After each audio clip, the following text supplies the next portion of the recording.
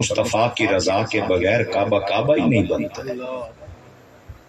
میں عرض کر رہا ہوں کہ ایک ادب قرآن نے سکھایا پاک محبوب کا، اور دوسرا ادب قرآن نے سکھایا ماں باپ کا۔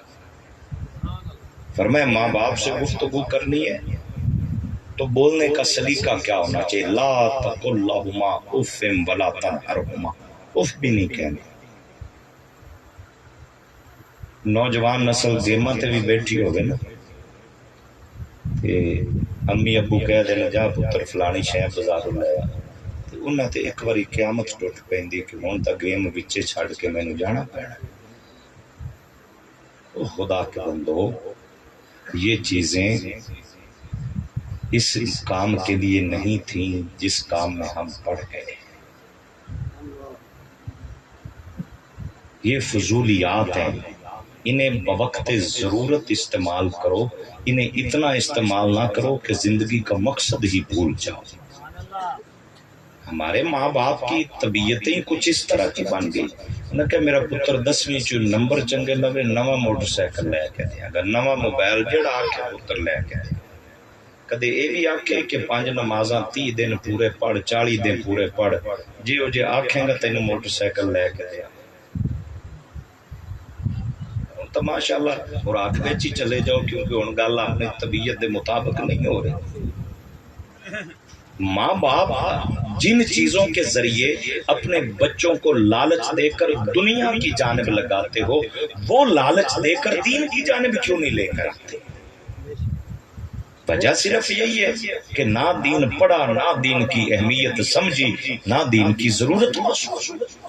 آپ کبھی اپنے گھر سے نکلتے ہوئے اس بچے کو بھی دیکھیے جو دنیا کے بہترین انگلش میڈیم سکولز کے اندر تعلیم حاصل کرتا ہے، اے لیول او لیول، اس کے بیگ کے اندر پڑی ہوئی ساری کتابیں، بڑی توجہ کی باتیں غور سے سنیے گا۔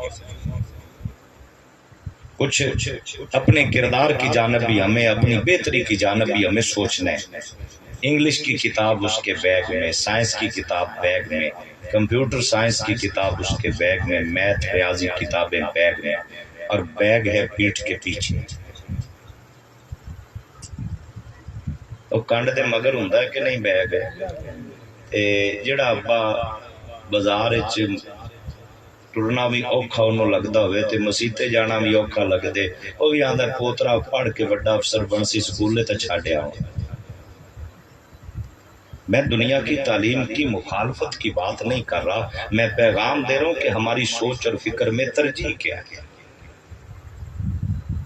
وہی بچہ اس سکول سے نکلا، بہترین یونیفارم، بہترین شوز، اس کے سواری کا آنے جانے کا بندوبست، بھاری بھرکم فیسیں، سارا علم، ساری کتابیں بیگ میں، بیگ پیٹھ کے پیچھے۔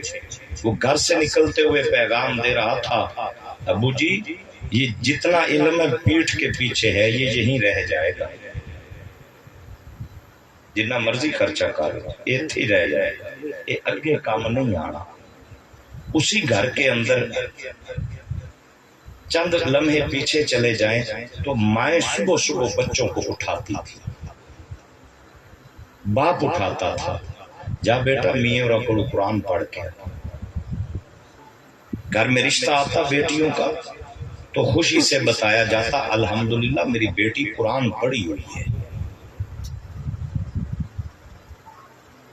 انشاءاللہ میری گلاں سوچو گے، غور کرو گے، توجہ کرو گے، میری بیٹی قرآن پڑھی ہوئی ہے۔ آج تو یہ تعارف ہی ہم نے ختم کر دیا۔ اسی گھر سے ایک بچہ نکلتا ہے، اس کے کپڑے اتنے صاف ستھرے نہیں ہیں جتنے اسکول کے بچے کے۔ وہ گھر سے اٹھا، ٹوٹے پھوٹے چپل سی اس نے پہنی اور مسجد کی جانب جانے لگا تو سخت سردیوں کے ٹھنڈے پانی کے اندر سے بھی اس نے قاعدہ بعد میں اٹھایا، وضو پہلے کیا۔ اسے نہیں پتا وضو کے فرائض کیا ہیں، پر پھر بھی وہ ہاتھ دھو رہا ہے، وہ چہرہ دھو رہا ہے، پاؤں دھو رہا ہے، اس نے اس قاعدے کو غلاف میں لپیٹا ہے جو قرآن نہیں ہے. قرآن سمجھنے کے لیے ایک ابتدائی قاعدہ ہے ابھی اس کے پاس. اس نے وضو کیا, اس قاعدے کو غلاف میں لپیٹا, بغل میں لے کے نہیں چلا, پیٹھ کے پیچھے لٹکا کے نہیں چلا, اس نے اس قاعدے کو یوں سینے سے لگایا.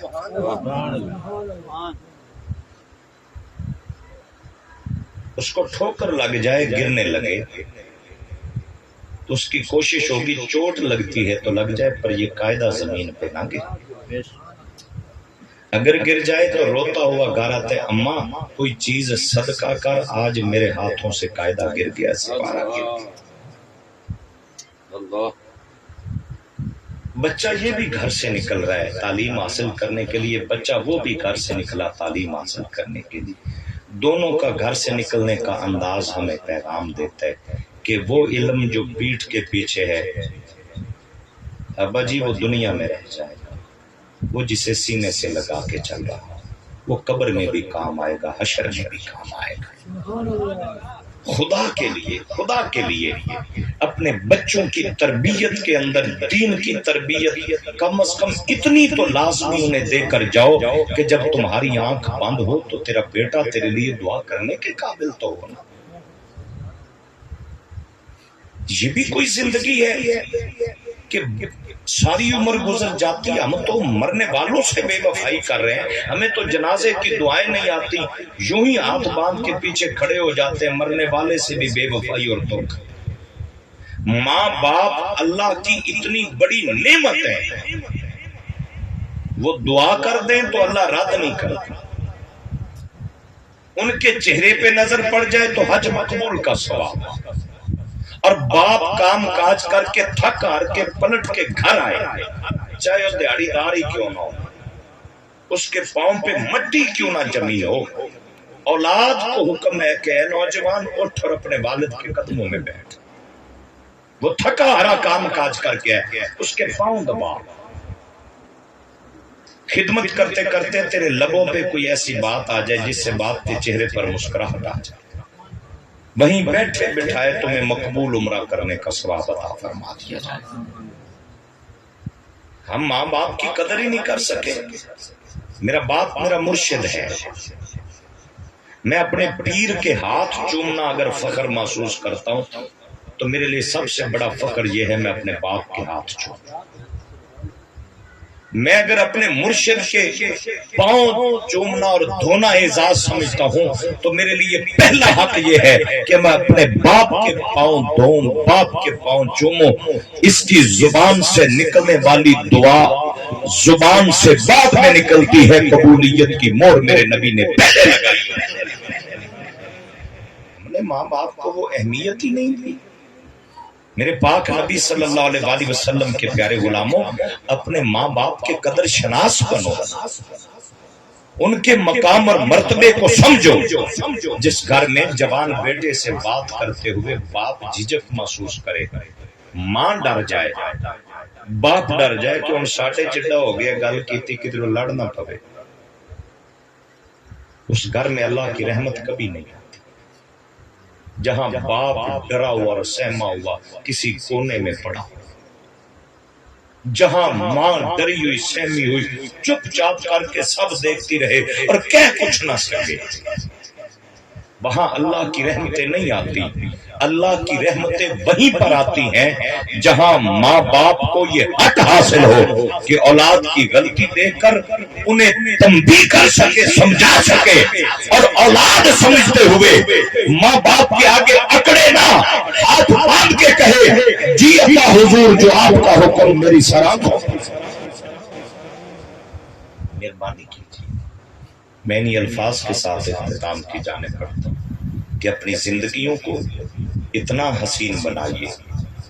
میرے نبی نے آتے ہی زمین پر سجدہ کیا تھا, میلاد سجدہ.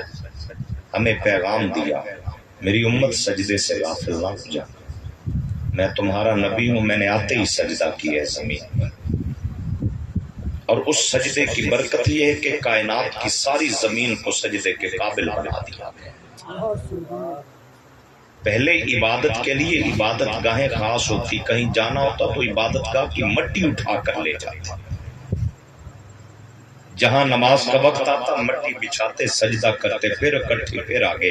میرے نبی نے پہلا سجدہ کیا، اس کی رحمت جوش میں آئی. محبوب تیرے سجدے کی پہلی ویل کیا ہوا؟ پاک محمد کے سجدے کی پہلی ویل یہ ہے کہ کائنات کی ساری زمین کو سجدے کے قابل بنا دیا.